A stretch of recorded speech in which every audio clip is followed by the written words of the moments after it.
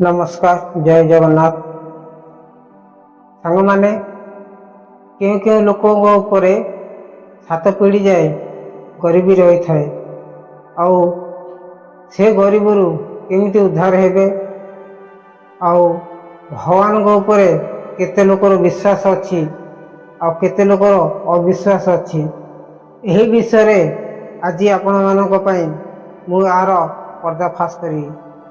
तो दर्शक बंधु वीडियो को स्किप करेंगे आउ लास्ट जाए निश्चित देखिए। आसंतु आपण ये वीडियो गोटे कहानी माध्यम रे आपण को कहिबे। आपण माने यही कहानी रे तार प्रश्न उत्तर आपण माने पाई दिबे। ताहेले देरी न करी चलो आरंभ करिवा आजिर कहानी। तो दर्शक बंधु भगवान को केते मानुछंती आ केते मानु नहांती आसंतु जानिया गोटे गरीब मोती की भगवान केमिति कोटिपति बनी दे थांती आ ताकू धन संपद रे भरी दियंती। दिने गोटे गाँव रे गोटे गरीब मोची रहुला। ता पाखरे ना पिंधिया पई भल कपड़ा थिला ना खाया पई दि मुठा अन्न। दुहे स्वामी स्त्री बहुत दुख कष्ट रे चलुथिले। तो सांग माने से मोचीर ना कोडे स्थायी रूप में कोडे जागा थिला ना कोडे दुकान थिला जे से बसिगिरी कोडे तार व्यापार भलरे करि पारियो बोले। दिन रास्ता कोड़े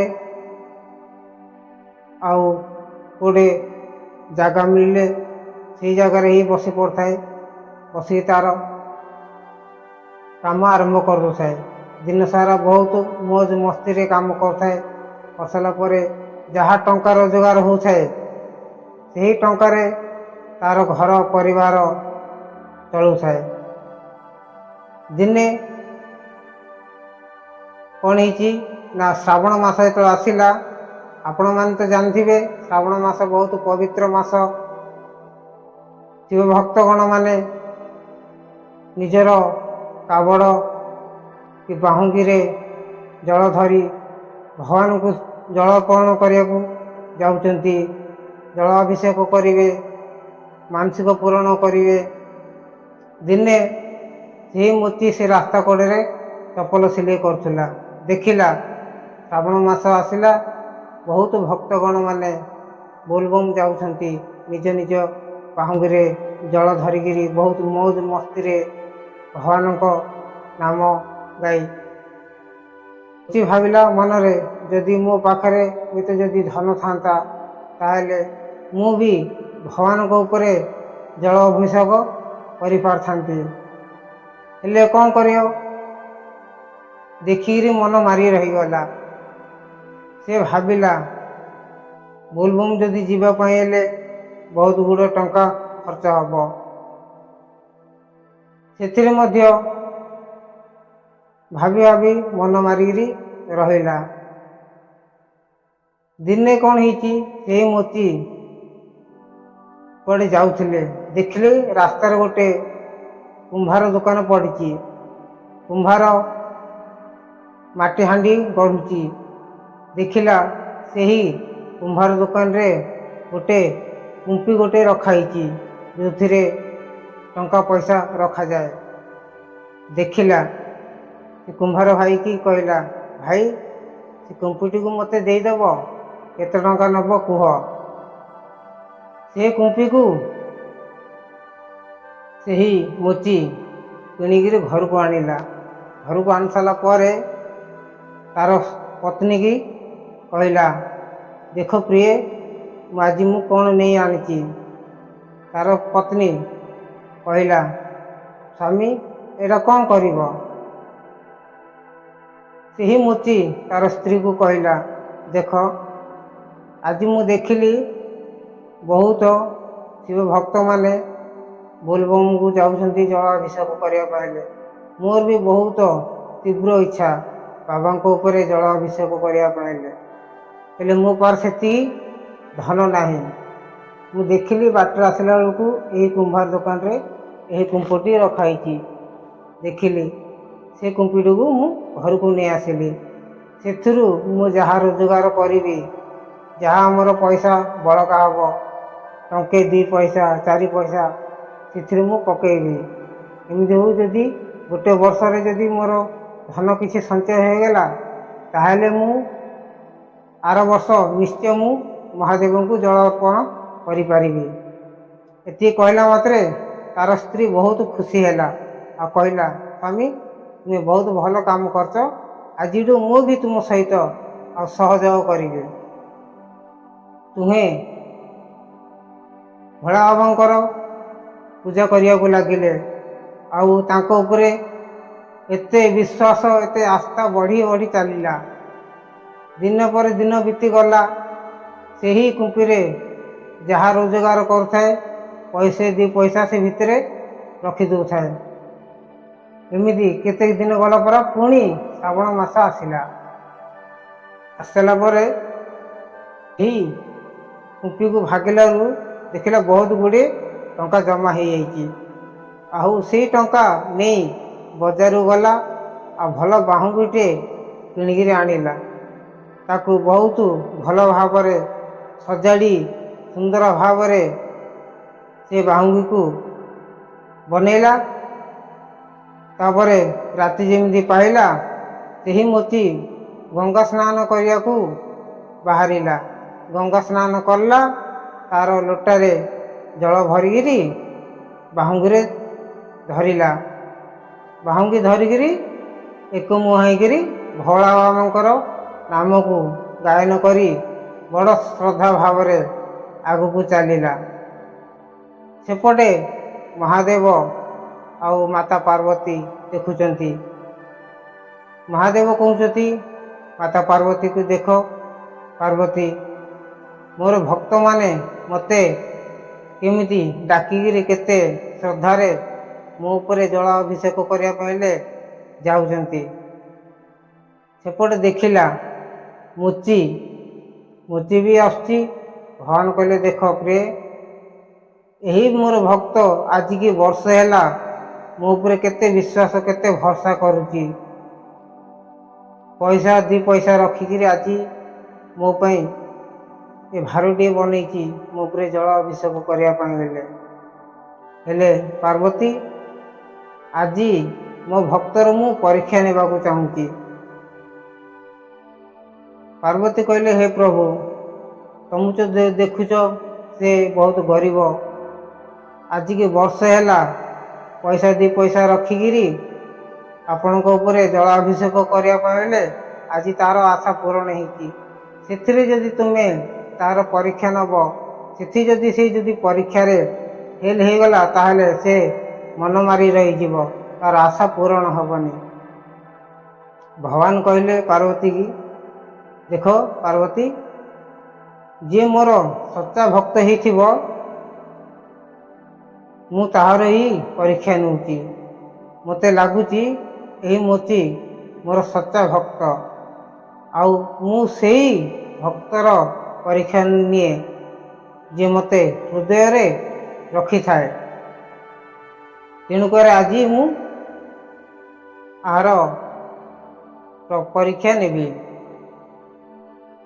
ପାର୍ବତୀ କହିଲେ, ଆପଣଙ୍କର ଯେମିତି ଇଚ୍ଛା, ଆପଣଙ୍କର ଲୀଳା କିଏ କହିପାରେ।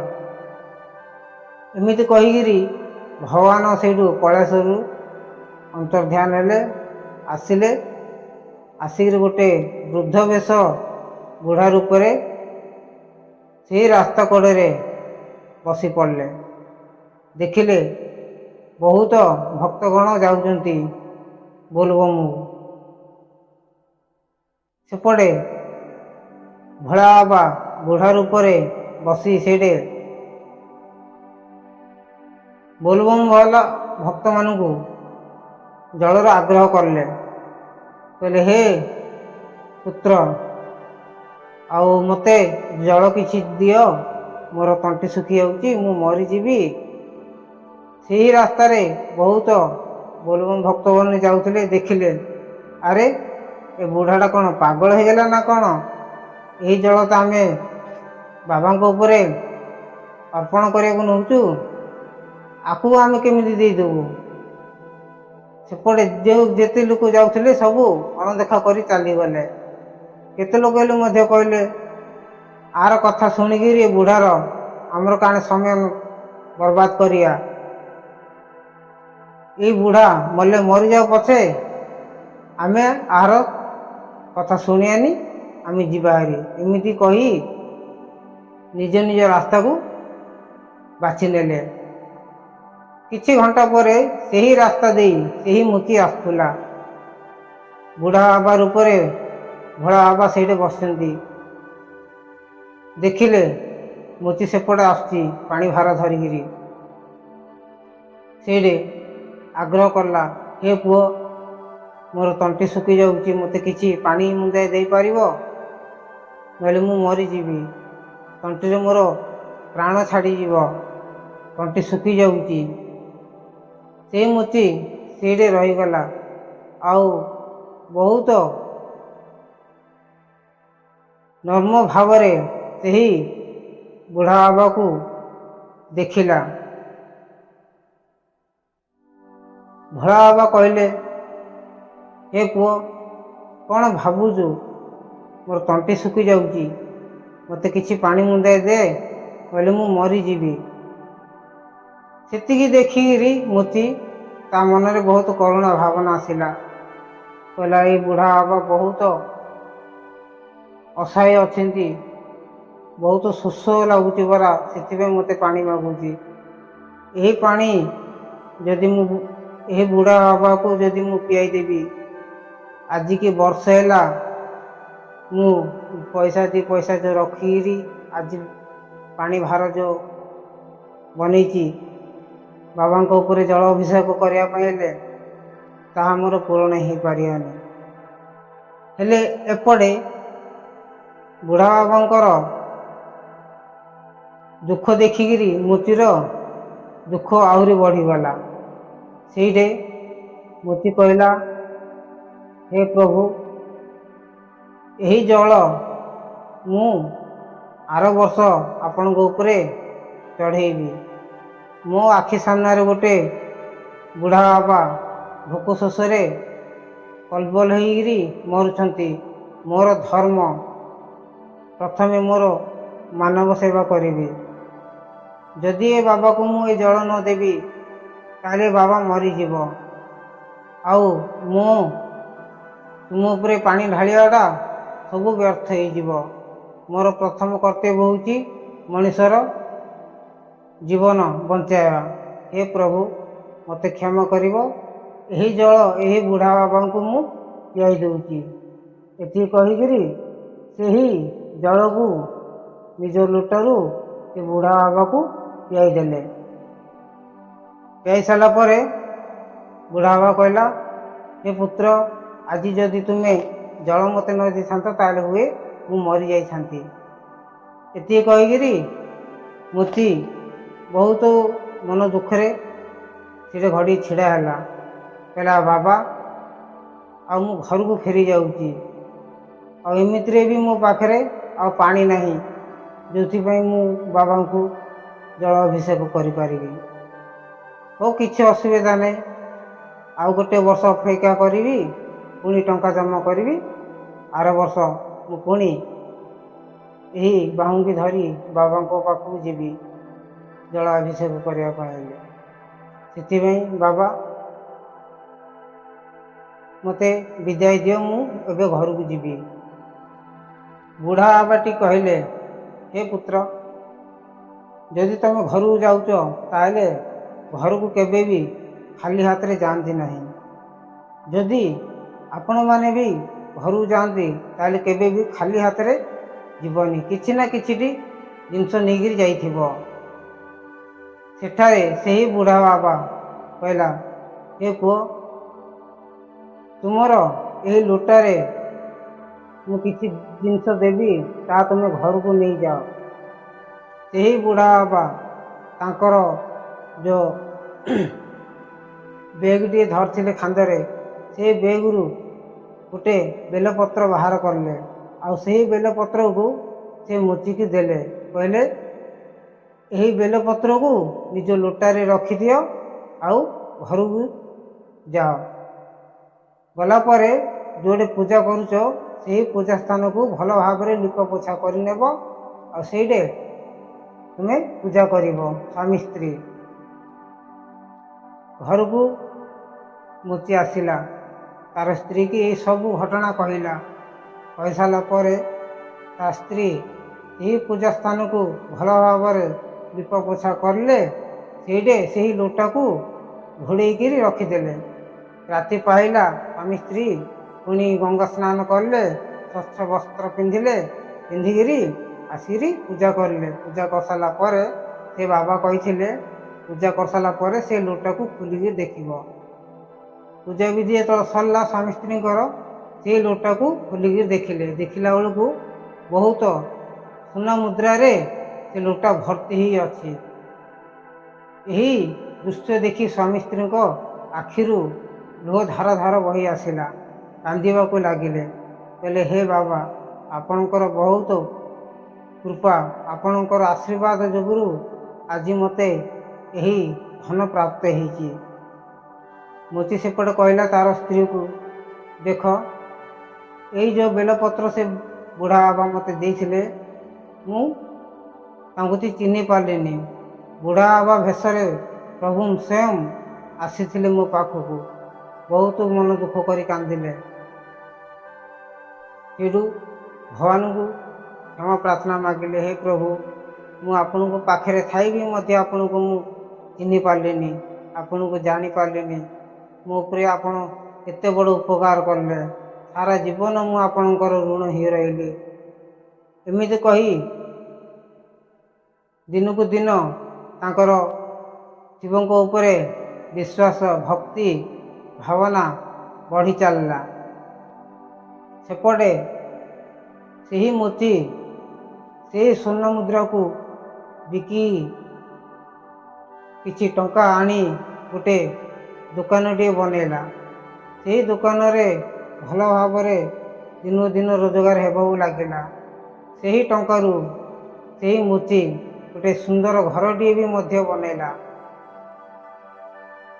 से घरे स्वामी स्त्री बहुत सुखरे रहिले सेपटे से मुचीर जड़े भाई थिला जहाँकि तार धन संपत्ति देखिकी तापर बहुत ईर्षा होता है से ही ता भाई दिने उपाय कला कि आपू केमी भी मु तलू खसईदेवी तो सांग मैंने आपण मैंने तो जानूवे आ देखी भी थे जार किसी जदि धन बढ़ीगला भगवान को आशीर्वाद ताले से माने भगवान के ही भूली जाती धन लोभ लालसारे सेमिदी ता भाई भी मध्य बहुत कूट चक्रांत कला ता भाई के फसाइबा बेले एमती जाइए गाँ पंचायत रे कहला ता भाई कि मो भाई मोर दुकान रु